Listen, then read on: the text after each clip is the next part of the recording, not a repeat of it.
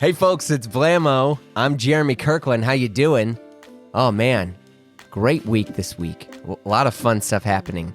If you're listening to this, I am probably somewhere in Scotland. Just cruising, man. Just cruising in a little car driving through the Highlands. You know, I'm searching to find myself. That's not true. I already know where I am. I'm in Scotland. That's but I'm going to be listening to some tunes. Definitely blasting the new Kevin Morby record, which coincidentally is my guest this week. Yeah? Who would have thought? The Kevin Morby. If you are not familiar with his music, one, get familiar. You probably already are, because Big Kevin Morby is, he's a phenomenal songwriter, musician, guitar player. He's been churning out records for a long time, but I remember listening to him when he was in a band called The Babies, which was like this super band of Brooklyn folks. But now, you know, he's got his new record, Little Wide Open. It's out on May 15th, but we dig into it. We talk about how ideas of home and place continue to shape his songwriting, from writing in different cities to figuring out what home actually means, because homie's living in multiple cities, which I'm not going to lie, me too. It feels weird. But he talks about the rhythms that guide his work. We also get into life off stage, running, watching movies on the road, residencies, Nunchucks, by the way, Nunchucks. You'll hear it soon. It's crazy. I'd never thought about I'd be talking about Nunchucks on Blamo, but I swear to you, it's in there. Plus, we talk stage clothes, personal artifacts, and the most him object he owns. I'm very, very, very pleased with this. Let's get into it. Kevin Morby. Here we go. Where are you right now? I'm in Kansas City. This is sort of my home studio. Okay. So you're still KC full time, or are you moving? Because everything I'm reading, it's like you're evolving. We split our time between here and Los Angeles. Okay. Yeah, that's not a bad setup. It's not a bad setup. We call it being mid-coastal. Yeah. Well, we had the same thing for us. I'm in St. Louis, Missouri. Oh, no way. Yeah. That's amazing. Well, just on the other side of Missouri. I know, right? And yeah, that's great. I'm from here, but then I moved to New York in like the early aughts, like 2004. And then we lived there till 2020. And now I commute there once a month. Nice. Oh, that's so easy. Such an easy flight. Yeah, it's super easy, but it also it's very embarrassing and frustrating when you're like one, people still think I live in New York. Yeah, and then two, like it's easier for me to work in New York City and not live there and literally live like in the middle of the United States than it is for me to fucking live there and work. That's really funny. I know that's like depressing, I guess, in a way, but it's like you live in super west neighborhood of New York City. Yeah. It's like the West Village, but you keep going. Yeah. You get on a plane and you keep going until you go to the Arch and your pizza's different and you just kind of deal with it. It's funny. There's those people you see like around town when you live in a city who, when you move away, they don't know that you have moved away for like 7 years because you go back all the time. Oh, dude, I still get, and I'll get like pitches and stuff and it'll be like, hey, you should have this person on your show or whatever. It's like, he's around, you know, at this day. And I'm like, yo, I don't live in New York anymore. And I'm like, I'll be here this time and this time. And like, that's it. Yeah. I lived there for like 7 years. And I think there's still people there that think I live there. Yeah. Cause we probably overlapped. When you were there from when to when? 2006 to 2013. Okay. Yeah. Yeah. But I go back all the time. I still really consider it like a home. Yeah. I mean, it's, you know, not to get too into the identity stuff, but like, so last night, my wife and I just celebrated being married 15 years. Oh, congrats. Yeah. And we did what most people would do on like a 15-year anniversary when you have two kids. We had no plans and no idea what was going on. And we just like went to a restaurant. And my wife was, she's like in the middle of other jobs. And the job that she was at is in New York. And now she's going to leave that job. And she was like, I feel like I don't know if I can be cool anymore because I'm like not connected to the culture. And now I'm like here. And not like that she was shitting on St. Louis, but she was just like, that was like my vein, you know, that was like how I was connected. And so I'm curious for you as a, like, where is home given the fact you've lived everywhere and also live in multiple places? I really feel like my three homes are LA, New York, and Kansas City. Yeah. You could kind of drop me anywhere in New York and I know where I was, and I have my bearings there, and I still have a lot of friends there and like a really great community there. And then LA is quite literally my home. And then Kansas City is like, where I grew up. So it's home in that sort of spiritual sense, and also literal sense. Yeah. Do you feel like you're different people in those different cities, or are you always 1,000%? Yeah, right. 1,000%. Well, okay. I feel better knowing that you feel this way. But how do you handle that? I think you just quickly adapt. Like, I lived in New York for 7 years and then 5 years in LA. Then I moved back here for 7. And then last year moved back to LA. So splitting the time. But also it's kind of like the third place that I live is on the road, which has been a continuous, thing that I've been doing since my late teens, really. But I don't know. If you find me in New York, I'm walking fast down the sidewalk and I'm in dark colors, gray and like black long coats. Yeah. And maybe like the asshole comes out in a little bit, but in like a good, fun way. Then in LA, I'm probably barefoot and wearing like loose clothing. Where you live in LA, approximately? Like South Pasadena. Okay. All right. Yeah, good spot. Yeah, it's a great spot. And, I feel like out there, like everyone kind of looks like a director. Like you can't help but like look like you're like in a low hat and like baggy pants and like a comfortable shirt. Like you kind of look insane. Like, but everyone's like just at the grocery store or something. Yeah. But they look like you could be P.T. Anderson or something. You know what I mean? This is true. But also maybe get in touch with like a little bit of a hippie side out there. You just can't help. Or like a little bit more of my sporty side. Like I'm always in shorts out there. And then in Kansas City, the camo hat comes on and I get in my pickup truck and maybe like a little bit of a good old boy comes out. Yeah. It's good to know you feel that way. Cause like when I'm in St. Louis, I mean, first off, I always have to explain to people, and luckily I don't need to do that with you. We're like, it's not the South, Yeah. I mean, it's a very similar to KC. It's like a very blue city in a very red state. Right. And there's a part of me that feels like, okay, like, but I feel like I'll revert to, when I grew up and lived in St. Louis, it was like going to, or like playing like Mississippi Nights and the Creepy Crawl and the Gargoyle and like all these like music spots, and like my music taste and what I feel that feels good music wise is different depending on where I am. Like, is that the same with you? Yeah, absolutely. Big time. Yeah. Like, what do you put on in the truck? Like Tom Petty or Lucinda Williams, And then if I'm in LA, I mean, it's not like I'm listening to like the Beach Boys because I'm in LA, but maybe something similar in that vein, or like, I don't know, like, if I'm driving around LA, like more garage rock or something, like stuff that feels good in the sun. Yeah. Whereas New York, maybe I'm throwing on like Leonard Cohen into the headphones or, Velvet Underground, like as stereotypical as that, Dude, for real. I also like, I'm starting to revert away from my phone, and I bought an old iPod where somebody essentially like restored it. You know what I mean? So it's just all, like music on there, but there's nothing else. And that's great. Yeah, dude, it's so fucking good. And I got like this nice DAC, and I'm like as locked in hi-fi wise, but being mobile. And that's awesome. All the shit that I'm putting on when I'm in New York, it's just not the stuff that I would. It's funny you mentioned Velvet Underground. It's just not the stuff I'm putting on here. And I'm like, it's just like you can't help but have it be completely different. Like when I land in Kansas City and there's like a thunderstorm coming and it's super humid, I'm going to want to listen to something. Whereas when I'm walking to New York and it's freezing cold and I'm in the subway, like that's going to conjure Lou Reed's voice, Yeah. Does it affect how you write? Like, I mean, especially on this new record where you're like, okay, this was this place, and this place.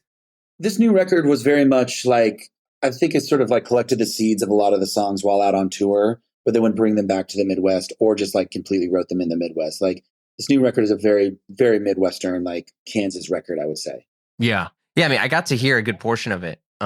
Big flex having Aaron produce it. Yeah. Amazing. It just came together super naturally. And, he reached out to do it and I was really flattered that he wanted to work together and he crushed it. And it was really amazing. And, it's funny, like a lot of these songs I feel like came out of this moment of like in the pandemic, I bought a pickup truck when everything shut down. I kind of thought like I may never fly again. So I need a sort of like apocalypse vehicle that can take the apocalypse. So I bought this like 2020 Ford Ranger new at the time, and it came with like a Sirius station. Mm-hmm. And I got all those stations for free for the first couple of months or whatever. And one of those is the Tom Petty station. And I'd never been a Tom Petty fan, but like, man, Tom Petty in the truck driving around with the windows down. And I feel like that alone influenced a lot of the songs on this album. Yeah. Would you also say sonically? Because like the mix, so as a person who's been a fan of your music for a long time, you have a very like sonic frame where a lot of your music fits. And I say that with the utmost love and respect. But some of this other stuff, I'm like, okay, did they do this on tape? Like the drums are punchier, and it makes more sense as you're saying Petty. I mean, especially with how Petty always makes drums. Yeah, sure. I think Aaron's got a few tricks up his sleeve for drums. Like I'm so bad at articulating what happens in a studio. Like I'm very much, I think, like Webster's definition of an artist when it comes to a lot of this stuff. I'm like, make it sound like the color purple. You know what I mean? Or yeah, sure. Like, it's like that thing where like the Grateful Dead was like, we want the air in the song to sound fat. And like the producer walked out like, what the fuck are you talking about? But I hear that and I'm like, oh, I know exactly compression. What yeah. Yeah. Or like the tape hits or something.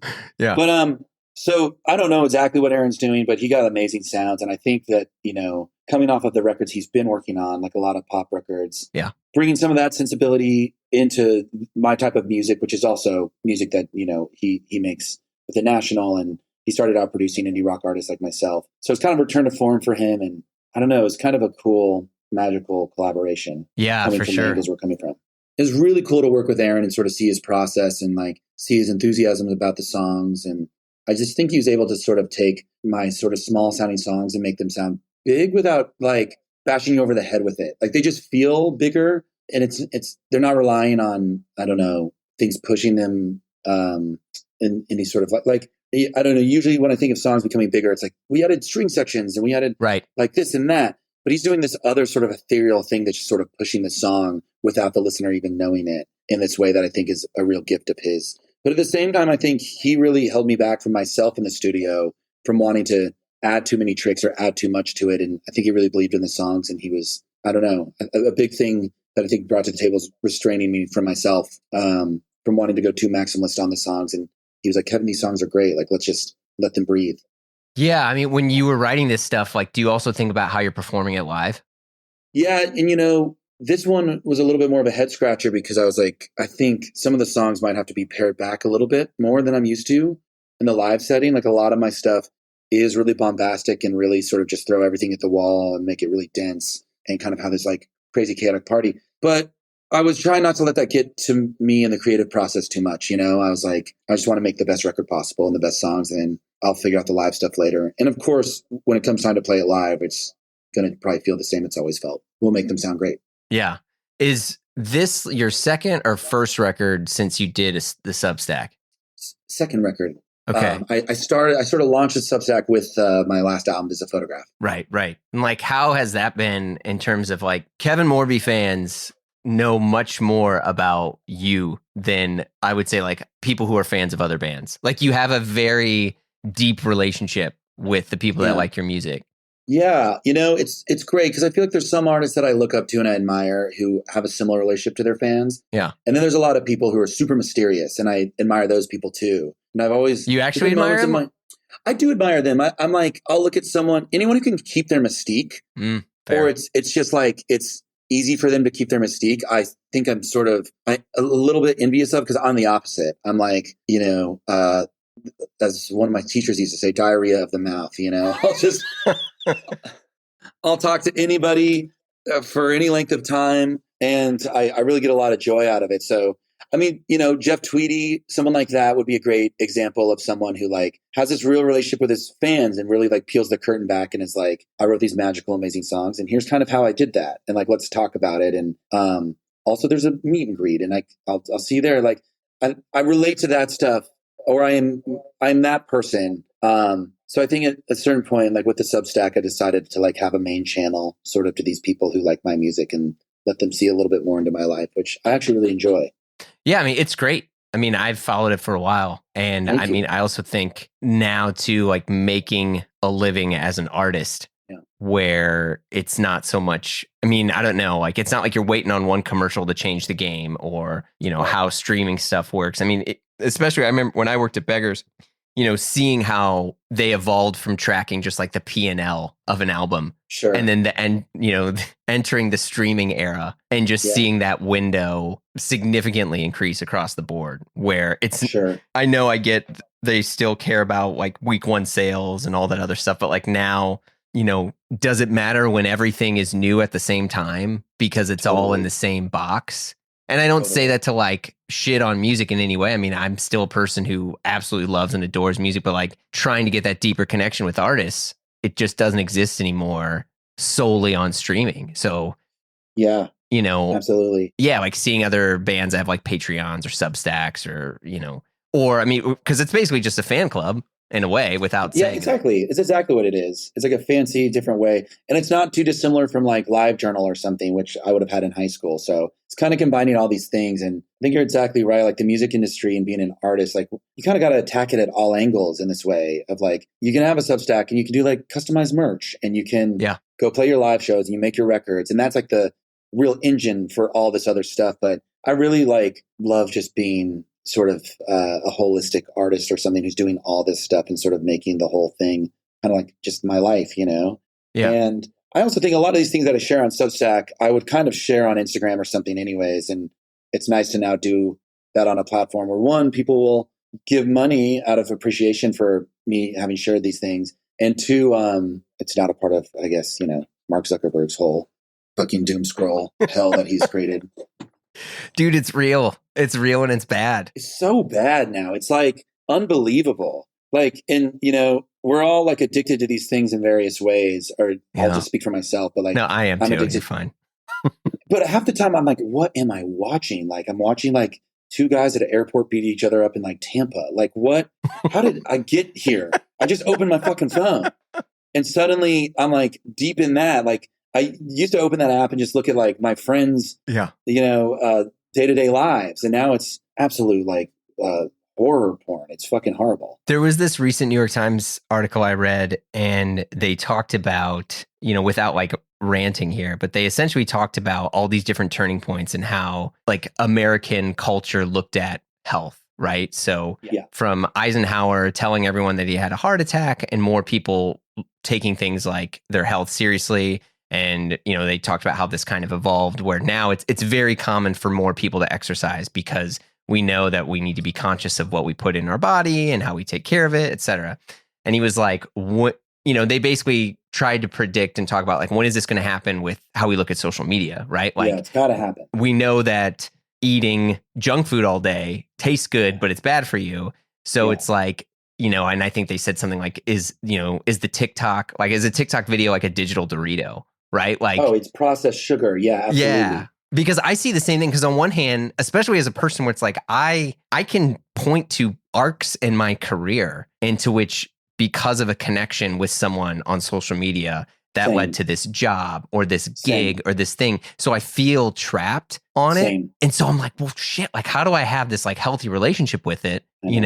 That's where it's really frustrating. Or even if it's not a job or something, like it may have led to like, that's how I found my favorite movie, like a Criterion suggestion or something like that. Yeah. Like I still get stuff like that. And I used to get way more stuff like that. But now you have to wade through like 90% of this just absolute, like, I don't even know what the hell I'm looking at, just the horrors of the world. Yeah. And it's so depressing. And that's where you get really frustrated with the people at the top. You're like, these are billionaires who are conscious of the fact that they're doing this. And they're like, if you want to have an Instagram, you're going to have to sort of give us your brain.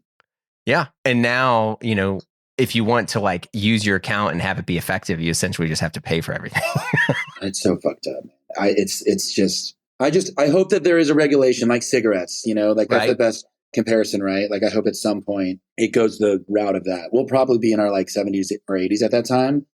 Yeah, I know. Talking about like, you could just look at your phone all day, every day. And there was no regulations on any of this. It's got to be because people really talk about when like doctors smoked, right? And now it's like, what? Of course you're not doing that, Yeah. But yeah, who knows what the next thing will be, be like teleporting, assassins or something. Who knows? Yeah. But the one thing they said in that article, which I thought was really like important too, is it talked about like getting information and like thinking. And I mean, it sounds very trite, but essentially setting time to think, but also trying to experience art from artists, trying to read about, criticisms from proper critics. That's nice. So, cause I'm like, okay, like all this shit makes sense. Like this is how I want to live in the sense that like I don't want to hear why I should, I don't know, be digging into this record from a total ass clown who's now trying to make up a conspiracy theory. But if someone's going to connect the dots from A, B, and C, it's like I do want that, I don't know. Sure. Yeah, it's a very strange thing. It's only gotten worse, and I really hope it's only because it's about to get better. And I really try to do like sort of analog things. Like I try to go to museums like as often as possible. I try to have moments. I'm a runner. I try to like run without my phone often. And wait, what do you listen to when you run? What's funny is like running for me, if I'm doing it on tour or especially like during the studio, I'm already so inundated with sound. I'm already like pumping so much sound into like my skull that I'll use running as this time to not listen to music. And, of course, I still listen to music sometimes when I run. Usually demos are something I'm working on and can give me some clarity on those, like, while I'm sort of locked into a run. But I kind of try to treat it as a time to not do that. For the longest time, I would have apps. I'd have Strava or, whatever tracking apps to like see your gains and shit like that. Yeah.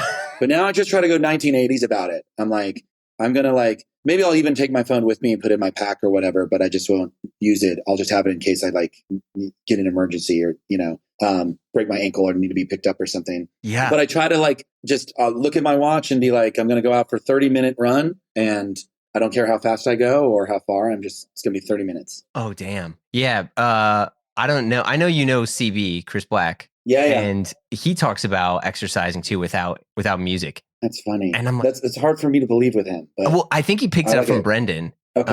Brendan Bobenzine, who essentially runs with nothing. Nice. They say it's bad. Like the BPMs will like make you, start to run too fast and you'll wear yourself out, or run too slow. Like music will really like dictate the speed at which you run. And again, like I do love listening to music when I run, but I'm just usually so inundated by it that I'm like, this is a moment to sort of like cleanse my ears. And I like to see it as like, I'll have a moment with nature. I'm going to go outside and I'll just listen to the sounds of nature. Yeah, hell yeah. Do you run a lot on the road? I guess like whenever you're touring and stuff? On the road, less, because the performances are kind of their own calisthenics or something. And so I kind of just have to like save every ounce of energy for that. But certainly when I'm in the studio, I really love to run. And again, it's just such a good way to like get out of the studio, like physically get out of the studio and then like get away from sound before like plugging myself back in for like the next 12 hours. What made you start running? I started running like right before the pandemic. It just sort of happened that way where I don't know. I guess it was at that crux of like, I just turned 30 or something and was seeing some photos of me online, like playing live. And I was like, oh, I can't just like drink beer and eat pizza and do whatever I want without noticing some differences in my physicality. Yeah. Because for the longest time, I was just like this string bean in my like, early mid 20s. And then, around 30, I was like, oh, I guess that's gone now. So I started just like being a little bit more health conscious and wanting some sort of workout routine, and running was certainly the thing that stuck. But then the pandemic hit and it just became like this great thing to do all the time. And since then, I've just been a part of my like daily routine, Dude, it's badass. Yeah. I mean, I continue to try to run. I'm the shittiest fucking runner. And I also like... Why do you say that? What makes you the shittiest runner? Well, because I think in anything that you do, there is some type of progress. Like you will get better. If I sit down, I mean, I play music and stuff all the time, and I can look and be like, yeah, I've been playing guitar for like 2-3 hours a day for the past week, and I can fucking like crush these pentatonic scales, bro. Like get out of my way, but with running, I don't really see my endurance getting better, any of these things getting better. Like I see myself actually like declining. And a friend of mine is a running coach, and he was like, stop measuring anything and just, he's like, set a time. Yeah, you said it. He was just like, set a timer. And he's like, you're running to stay alive. He's like, do you want to run a marathon? And I was like, no. And he was like, good, don't. Totally. He's like, most people shouldn't run marathons because they haven't like lifted enough weights to make sure their legs are strong enough and their, your cartilage in your knees and all that shit. But yeah, I mean, I now run because I have an issue eating pizza. All the emos, man. Dude, for real. All the fucking emos. And yeah. What kind of cheese is that? What's it? Provel? Provel. Yeah, you know it. That stuff's good. Stuff's really good. Yeah. Last time I was at a show at off Broadway, like I drove out there to see MJ Linderman play. He's a friend, and I was there, and I like was starving, and I ordered a Emo's pizza just to the venue and like ate it like while watching. Dude, you're playing here like in a month or so. Yeah, I'm gonna send you like I'm gonna come out. I'm gonna send you like 10 emos, man. Great, yeah, come on, send it to the stage. Also, when I was growing up, I'd play like the Limp Arts Center. Are you aware of that place? Yeah. My like punk band would go play there, and yeah, it was fun. I was like 16 years old. Yeah, we played Creepy Crawl, High Point, Gargoyle. What was your band called? I had a few different bands. I had a band called Piper and Bloom, which was just like the shittiest band name ever, but it was kind of like this wannabe, acoustic indie rock stuff. I mean, think of bands like Honorary Title and Dashboard and shit like that, Okay, word. And then, because this would have been early aughts. And then I moved to New York to play music, and I was in a band called Jackson Knife, which was like shitty band name too. But we played a bunch. Actually, I don't know if you're friends with Ezra from Vampire Weekend, but we did a bunch of shows with those guys. Nice. And like Rah Rah Riot and a bunch of, kind of weirdly, it was when like you were indie rock because you had some type of non-traditional rock instrument in your band. Okay, word, sure. Yeah. I played mandolin and accordion and piano and guitar. Yeah, nice. I pictured an accordion when you said that. Yeah, I mean, that's essentially what we were doing. That's great. But now I sit and just play like Jim Croce songs for the kids. That's nice. So those are good songs to play. Yeah. So this monster essay that was published on your Substack. By Rachel. Yeah, by Rachel. Yeah. Incredible. But like reading it, she writes you as a character. Yeah. How much of that character is really you versus her perspective of you? That's a great question. I haven't thought about that. I mean, I guess like any character, the real me is certainly in there. But, Rachel, she sees the world through a certain lens, I think, a specific, Kushner magical lens. And so I think I'm kind of, one of her characters. But will also be myself. But I don't know, if I were to break it down percentage wise, maybe I'm like, maybe it's 50-50. I'm going to say 50-50. Yeah. With the kind of like almost parasocial relationship that happens with people on your Substack and your music fans, like, do you ever feel like you have to stay a certain version of yourself because this is where people connected? Like this was the type of person that people connected with you at? I think actually, if anything, having these things like a Substack or meeting fans through a meet and greet or something like that, they actually get to see, I get to be myself. And I think they get to see kind of who I actually am. Like I think there's like Kevin Morby. If you just saw my records in a record store and you listen to my music, you probably have a perception of a type of guy, maybe like a sort of, mysterious like poet or something like that. But then you meet me and I'm like actually a huge goofball. So I think if anything is exposing that. These things are exposing that. Like my girlfriend, Katie from Waxahachie, like when we did our tour together, we were friendly, but we didn't know each other that well. And this is like kind of how we met and fell in love. It was like in 2017. And she was like, I thought you were going to be like this like mysterious, cool, like folk canyon-y guy. And then you were like Jonah Hill in Superbad. Yeah. And I was like, well, okay, I don't know if that's a compliment, but sure. She's like, I thought you were going to have Catcher in the Rye in your chore coat, bro. Exactly. And like smoke cloves or something, but cloves. Instead, yeah. Yeah. Well, I mean, because you also have this, you're on a lot of comedy pods, Comedy Bang Bang and Office Hours and, More Bees. Like, yeah. The More Bees thing is really funny. I've become friends with a lot of comedians in the past couple of years. Some of my like best favorite people, like Caleb Huron is one of my best friends. And I'm really close with Natalie Palamides, who's like this incredible clown. I don't know if you know her stuff, but she's amazing. And I've noticed that I've become friends with comedians. And I think it's because, I don't even love like comedy as an art necessarily, but I just love fucking around. And those people like to fuck around. And I think at least most of the comedians I know, because I think there's a big overlap of the folks we know in LA, and those dudes are heads. Like they like real music and pride themselves on their knowledge and taste. And so you can't be a dude who's like, do an improv and not have, some sort of Kevin Morby song or album because you don't have it on a playlist because you're too cool for playlists. You know what I mean? Sure. Also, what's funny about comedians that I've noticed? Like, I do a couple of benefit things here in Kansas City. One of them is called Thunder Gong, which is led by Jason Sudeikis, and like Sam Richardson does it, and Will Forte. And those motherfuckers, I think, because a lot of them, they come up in the theater, they can sing like way better than I can sing. And I'm always like, damn, like, you can like hit like whatever note you want to hit. Sam's got pipes, man. Yeah. Sam's got crazy pipes. Yeah. He's got crazy fucking pipes. And Will too. And then I go out there and I'm like, we're going to have to like play like, some song where I can kind of just talk it because I can't really sing. We got to lower this key. Who fucking picked this show tune, bro? Exactly. But it makes sense. I'm like, someone like Will Forte would have like, I don't know, been like imitating somebody on SNL or something. And like, I don't know. And it's probably part of why he had that job. Like he's got the pipes. Yeah. Do you ever feel like you would want to do, I don't know, whether it's like TV or acting or films or? No, I don't think so. It's like, I've had a lot of people tell me over the years, like, you tell really good stories or they're really funny stories. You should do it. But I really, like, the spirit has to conjure me to do those things. Like, if I tell a story at like a dinner with friends, which is usually when that comment would be made, I'd like tell a story at like a dinner or something. And then people are like, you should like be a stand-up comedian. I think the gift that comedians and actors have is being able to just turn it on and act, even if they're in a bad mood or even if they don't want to do it, they can like become that person. And I certainly cannot. And I actually think that's how kind of most musicians are and why music works well for us, because it's like, I don't know, you can go into the song, you can live inside the song, but like, if you don't want to be funny, you don't have to be funny. And if you don't, I don't know, want to be someone else, you don't have to be somebody else. Yeah, that's fair. I mean, there's also like you get to hide behind an instrument. Like that's helpful.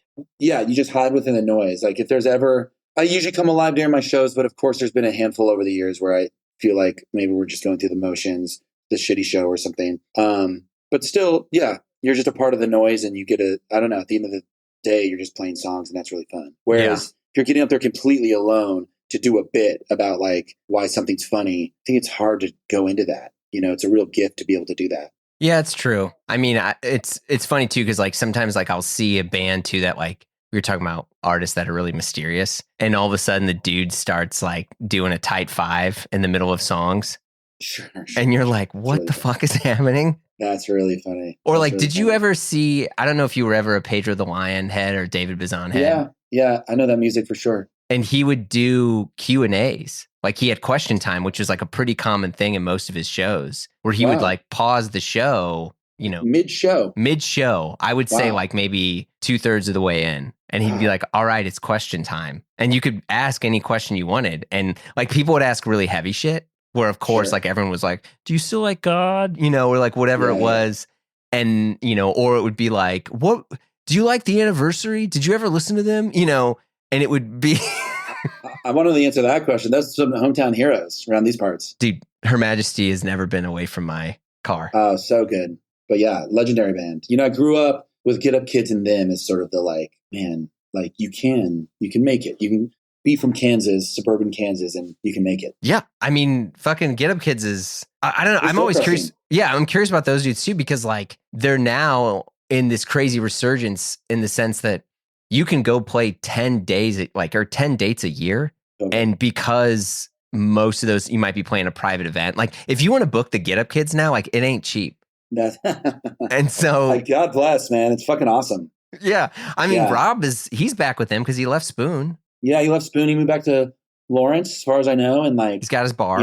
Yeah. That bar's great. The Bourgeois Pig. Yeah. Great spot. And he's got the bar in Brooklyn. I don't know if he still has that, but yeah, those dudes are awesome. They're really cool, and their career is super super great. I mean, The Anniversary broke up a long time ago. Yeah. But Get Up Kids have really turned it into sort of lifelong thing, which is amazing. Yeah, my friend Joshua was there. He lives in Tokyo, and he was like their interpreter for some stuff. That's like amazing. On the road, and and was like, dude, I'm with the fucking Get Up Kids right now. That's so great. That's so cool. It's like they're doing action on stage. That's awesome. Those dudes are real. They're great songs. I mean, that's the other thing. It's like they're great songs. That's why it's lived on, Yeah. Do you see yourself in that zone where it's like, yeah, you're totally down to do an anniversary record? I mean, not the band, but like a 10-year anniversary of, whatever. For and sure. Reissue it. Yeah. I 1000%. My kind of sort of like for lack of a better word, maybe like my breakthrough record, Singing Saw. It's 10 years old this year, next month. And I want to do anniversary stuff around it, but then I just got so busy because I have this record coming out. I still would, maybe around the holidays or something, it'd be fun to like play it in full at least once somewhere. But I'd be so down, like a legacy tour, like me and Whitney and, Oh shit. something like that. And 10 years from now, Dude, I'm fucking down.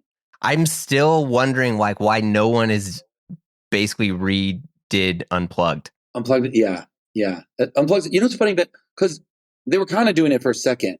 Courtney Barnett did one. Yeah. Maybe in like 2015. And I've actually weirdly been listening to that recently. She's so great and she's a friend and I'm such a fan. And her Unplugged is great. Yeah, I'll have to check it out. It's but yeah, good. I mean, like, dude, a freaking Morby Unplugged? Like, I'm down. I'll be so down. Yeah, you got to do it.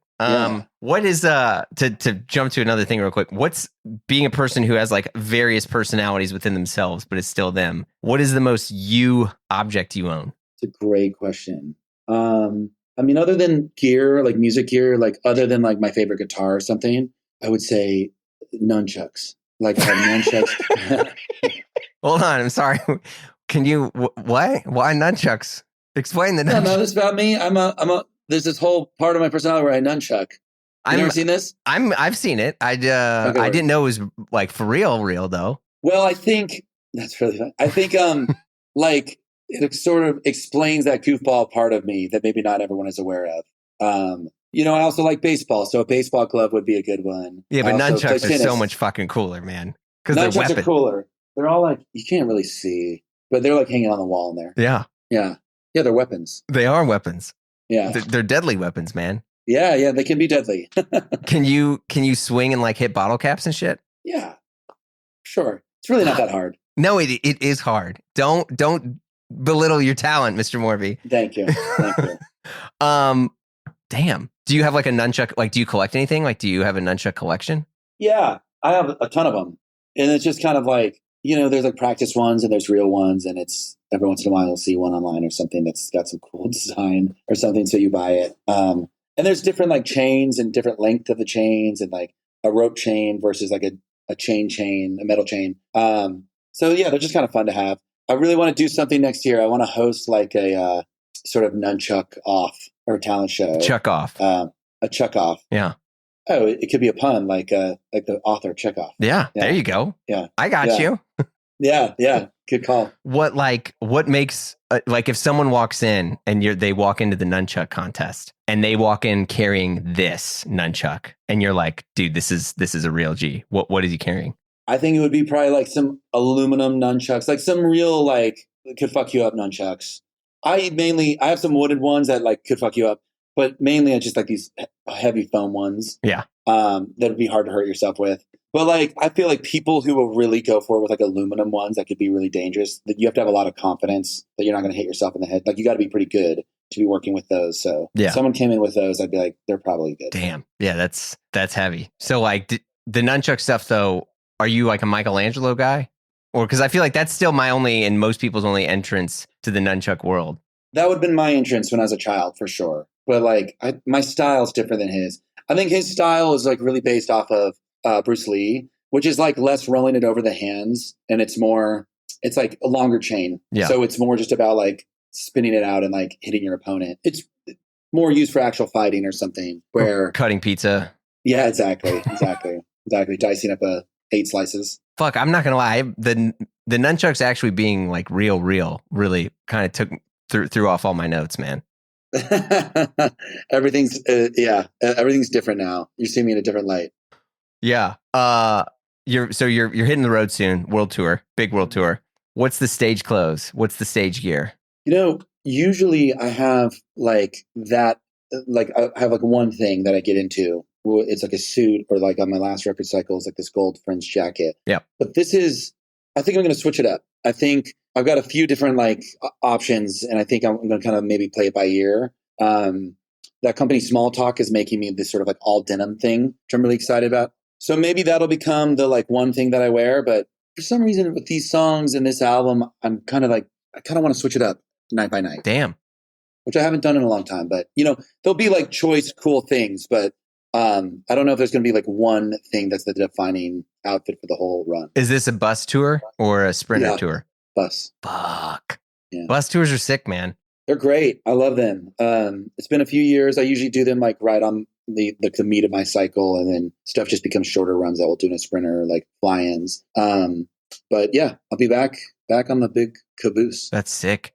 Do you what are your thoughts on like residencies now? Because I feel like more and more people are doing residencies, and I don't know if it's a Harry Styles move or whatever, but like where people are like, I don't want to go to 10 cities in 10 days. I'm super into it. As my career goes on, like I think it becomes undeniable, like where you do better than other places. Like, so sometimes you're like, I don't know if I need to go back to that city because we've been there 6 times and it's not grown. Right. Whereas this city, it seems to only get bigger and bigger. So that paired with just getting a little bit older and maybe wanting to like not travel as much, residencies seem really cool. And like, I see some friends like Hamilton Lighthouser does these residencies. Yeah. And it's like a really cool vibe. At the Carlisle, which is like, I don't know how he's making money there. I'm going to be honest, but like, sure. Who knows? But good like, optics though.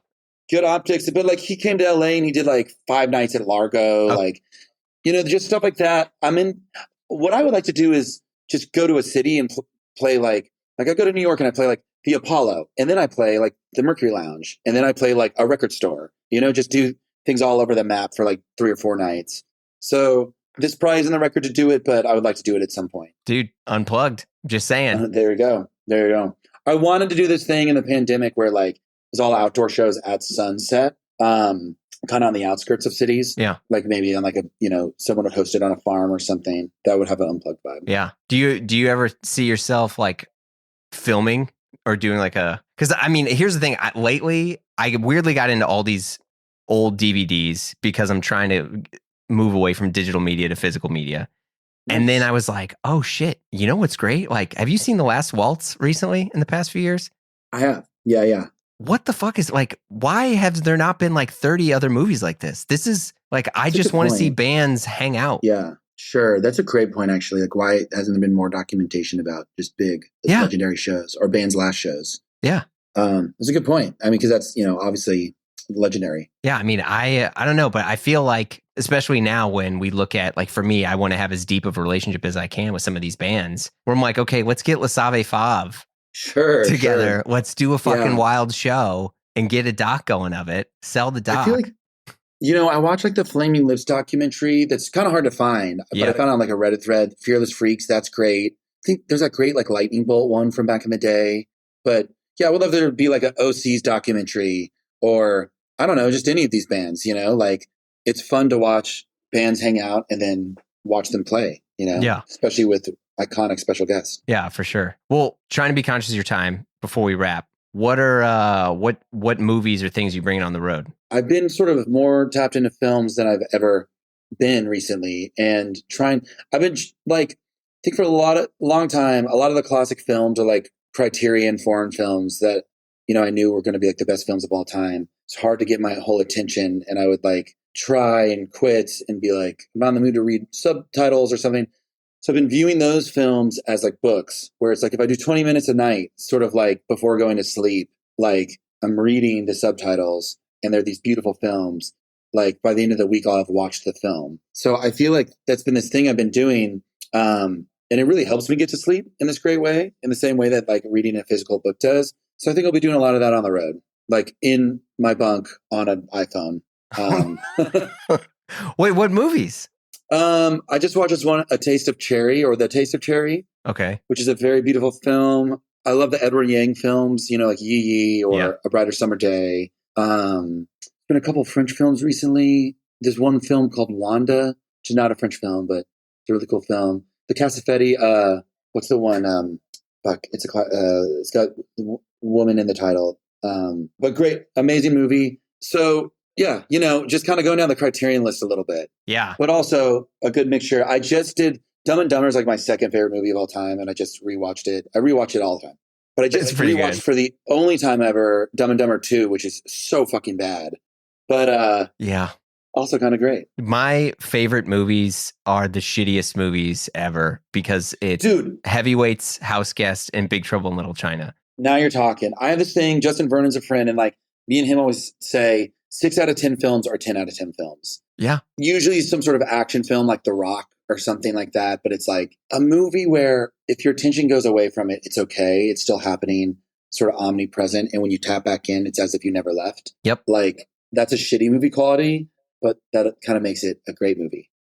A friend of mine is like a TV writer and screenwriter, and I talk about those movies. He's like, I'm glad you like them because they'll essentially never be made again. And I was like, well, why? And he's like, well, because now a movie has to like basically 8x the production costs for it to be justified. So he's like, all those movies made money. Like even a movie like Step Brothers, right? Like all those movies made their money from rentals. Totally. Yeah, those movies were blockbusters. They would make crazy amounts of money, and you can't, destroy the city of San Francisco for production costs, like in The Rock, for something that's just going to lose its ass, Yeah. So he was just like, he's like, there's 90s movies and stuff like that. He's like, that's a thing, and it will probably never ever happen again. But yeah, totally. I feel like there's a similar thing to like how records were made in the 80s and 90s, where just like all this money was flying around. So that's true.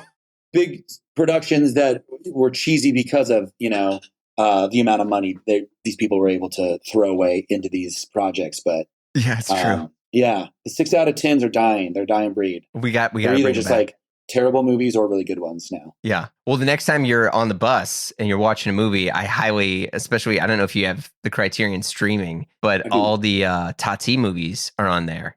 Okay. And I highly, highly recommend Playtime. Okay. Which I've seen that one. I haven't seen it, but I can like envision the cover. Yeah. Like for listeners, essentially it's there's no like dialogue at you. You're essentially just watching something happen all day. And there's different people that are moving around, but Monsieur Hulot, who's like the main guy of all the Tati movies, who is Tati himself. Interesting. Yeah, he's just like walking around this city and like different shit happens. There's like a technology fair, and he's like, but it's the fucking greatest film ever. Cool. And it's also good to just have on. That's what makes these films so great. They're just aesthetically pleasing. Like if anything, they're just like in your periphery. They look like a piece of art because they are. Yeah. And A Woman Under the Influence, Steph the Cassavetes. Yes. Yeah.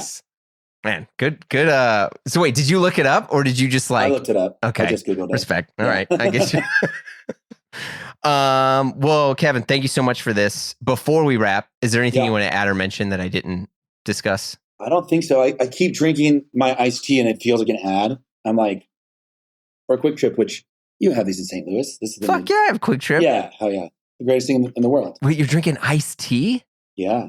Are you like, do you know soda or what's your vibe? No, I don't do soda and I don't do coffee. I never started coffee. And I only recently kind of do caffeine, so I'll drink iced tea. Respect. Yeah. Coffee's a dangerous road, man. I know, my girlfriend, everyone I know, my band, like, I see how it affects these people, and it's the best. It's sick. Coffee is all I have. I'm a 40-year-old man with 2 kids, and like my me time is making a fucking coffee. That's it. It's over. My friends who like coffee.